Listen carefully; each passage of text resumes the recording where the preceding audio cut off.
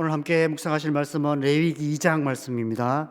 레위기 2장 1절에서 16절까지 말씀을 읽겠습니다. 누구든지 소재의 예물을 여호와께 드리려거든 고운 가루로 예물을 삼아 그 위에 기름을 붓고 또 그 위에 유향을 놓아 아론의 자손 제사장들에게로 가져갈 것이요 제사장은 그 고운 가루 한 움큼과 기름과 그 모든 유향을 가져다가 기념물로 제단 위에서 불사를 지니 이는 화제라 여호와께 향기로운 냄새니라. 그 소재물에 남은 것은 아론과 그의 자손에게 돌릴지니 이는 여호와의 화제물 중에 지극히 거룩한 것이니라. 내가 화덕에 구운 것으로 소재의 예물을 드리려거든 고운 가루에 기름을 섞어 만든 무교병이나 기름을 바른 무교전병을 드릴 것이요 철판에 붙인 것으로 소재 예물을 드리려거든 고운 가루에 누룩을 넣지 말고 기름을 섞어 조각으로 나누고 그 위에 기름을 부을지니 이는 소재니라. 내가 냄비의 것으로 소재를 드리려거든 고운 가루와 기름을 섞어 만들지니라. 너는 이것들로 만든 소재물을 여호와께로 가져다가 제사장에게 줄 것이요 제사장은 그것을 제단으로 가져다가 그 소재물 중에서 기념할 것을 가져다가 제단 위에서 불사를 지니 이는 화제라 여호와께 향기로운 냄새니라. 소재물에 남은 것은 아론과 그의 아들들에게 돌릴지니 이는 여호와의 화제물 중에 지극히 거룩한 것이니라. 너희가 여호와께 드리는 모든 소재물에는 누룩을 넣지 말지니 너희가 누룩이나 꿀을 여호와께 화제로 드려 사르지 못할지니라. 너희 처음 익은 것으로는 그것을 여호와께 드릴지나 향기로운 냄새를 위하여는 제단에 올리지 말지며 내 모든 소재물에 소금을 치라. 내 하나님의 언약의 소금을 내 소재에 빼지 못할지니 내 모든 예물에 소금을 드릴지니라. 너는 첫 이삭의 소재를 여호와께 드리거든 첫 이삭을 볶아 찌은 것으로 내 소재를 삼되 그 위에 기름을 붓고 그 위에 유향을 더할지니 이는 소재니라. 제사장은 찌은 곡식과 기름을 모든 유향과 함께 기념물로 불사를 지니 이는 여호와께 드리는 화제니라. 아멘. 3월 들어서 레위기 말씀을 묵상하기 시작했습니다. 레위기 1장에서 5장까지 말씀은 이스라엘의 5대 제사인 번제, 소제, 화목제, 속죄제, 속건제에 대한 말씀으로 어제 1장에서는 번제에 대해서 말씀하셨고 오늘 2장에서는 소제에 대해 말씀하고 있습니다. 저는 오늘 이 말씀을 가지고 그리스도인의 그리스도인다움이라는 제목으로 함께 말씀을 묵상하려 합니다. 여러분, 그리스도인은 그리스도인다워야 합니다. 그리스도인이 그리스도인답다는 것은 어떤 의미일까요? 우리는 오직 예수 그리스도를 믿음으로 하나님의 자녀, 곧 그리스도인이 됩니다. 누구든지 예수님을 믿기만 하면 물이 포도주로 변화되듯이 우리의 존재의 본질이 완전히 변화된 하나님의 사람으로 다시 태어나게 됩니다. 그것을 우리는 거듭남이라고 말합니다. 당연히 우리의 삶 또한 달라져야만 마땅합니다.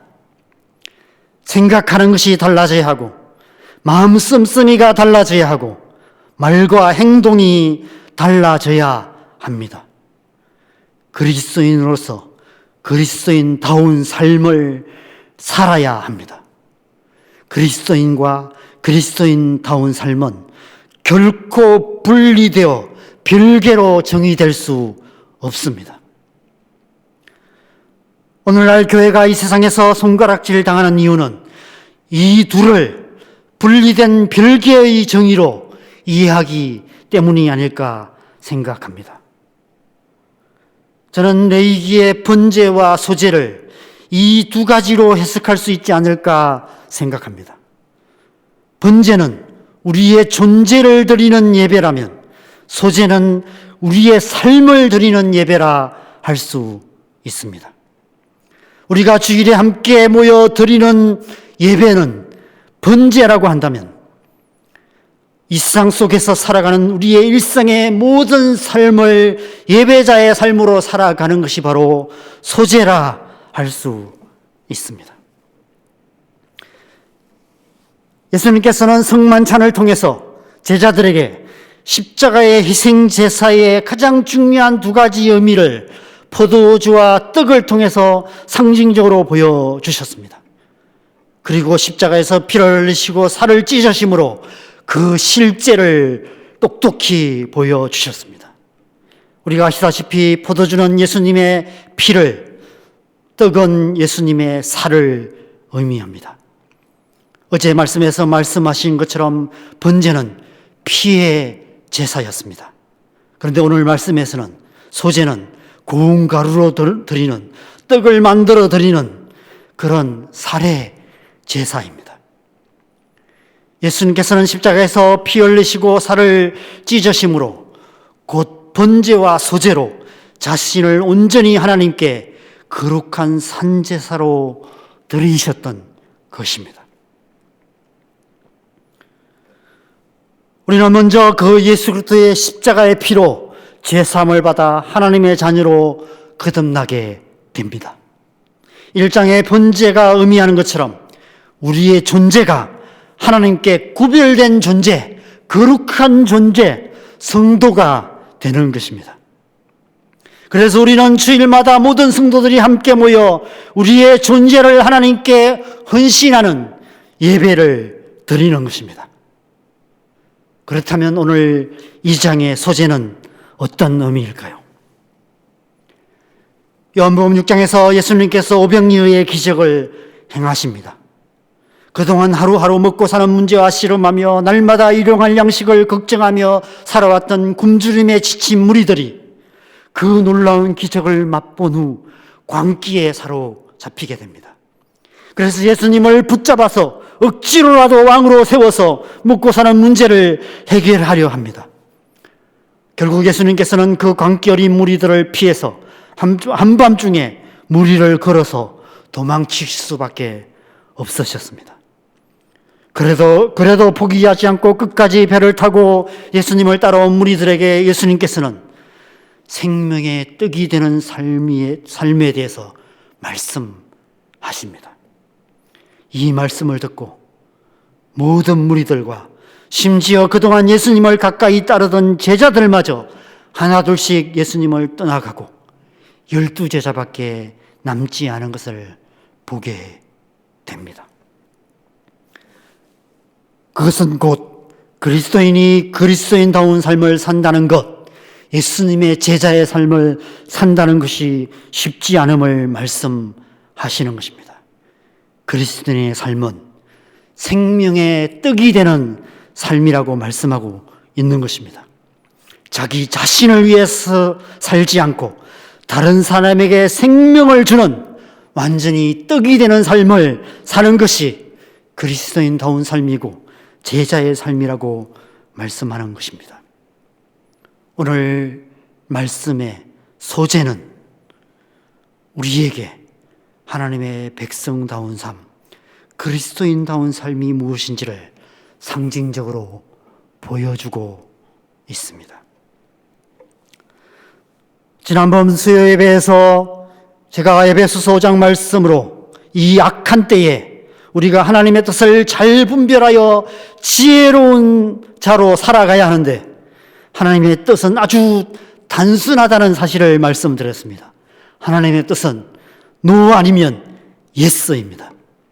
하지 말아야 할 것과 마땅히 해야 할 일을 말씀하시는 것이 하나님의 말씀이고 그 노와 예스를 잘 분별하는 것이 지혜이며 노해야 할 때 노하고 예스해야 할 때 예스하는 것이 지혜로운 자의 삶이라고 말씀드렸습니다.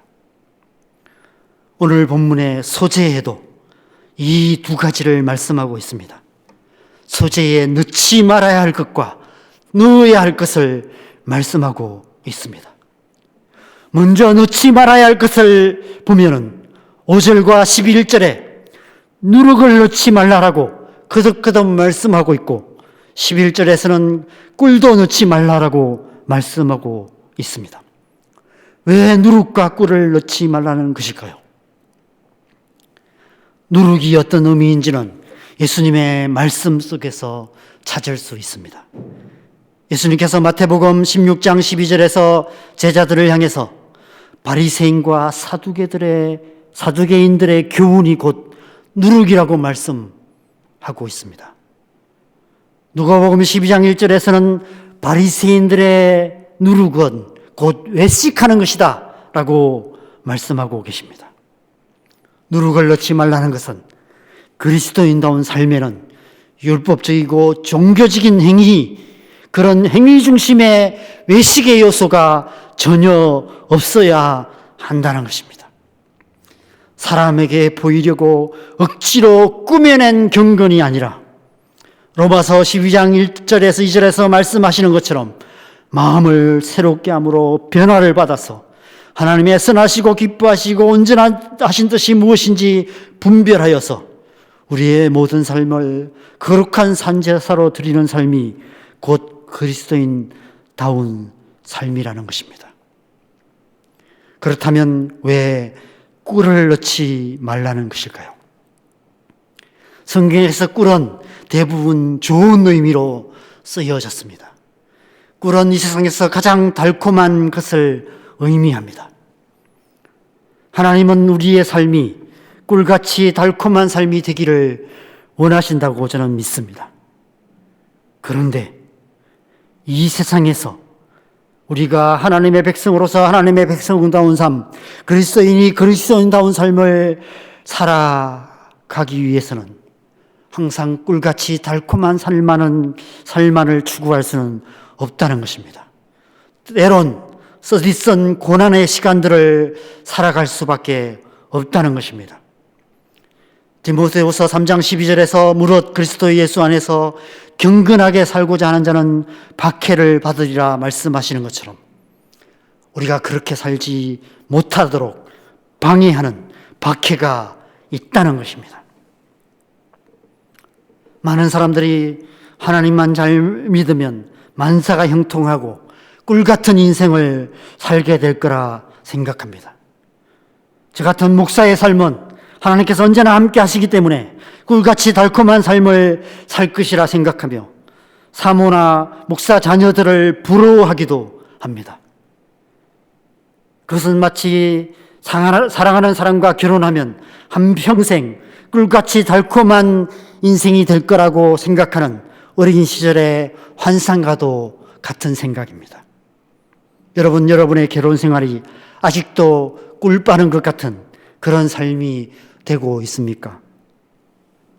우리가 이 악한 세상 속에서 하나님을 믿고 하나님을 따르는 삶을 살아가다 보면 때로는 꿀보다는 오히려 쓴 나무를 먹는 것 같은 그런 시간이 더 많다는 생각이 들 때도 있습니다. 꿀 같은 환상을 버려야만 한다는 것입니다. 때론 치열한 삶의 현실을 견디며 살아가야 한다는 것입니다.